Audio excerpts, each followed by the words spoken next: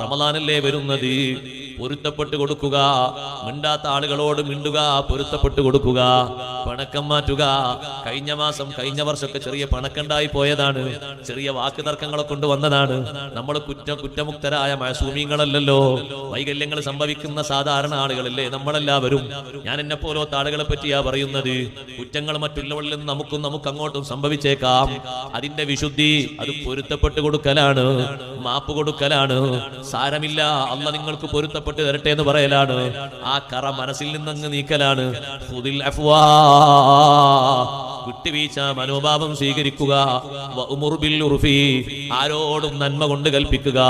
എന്ത് വിഷയങ്ങൾ ആളുകളോട് പറയുന്നുണ്ടോ, ഏത് മെസ്സേജ് അയക്കുന്നുണ്ടോ, ഏത് മെസ്സേജ് എഴുതി വിടുന്നുണ്ടോ, വോയിസ് മെസ്സേജ് അയക്കുന്നുണ്ടോ, നന്മ മാത്രം കൽപ്പിക്കുക. തിന്മ കൊണ്ട് ഒരാളെയും പ്രേരിപ്പിക്കരുത്.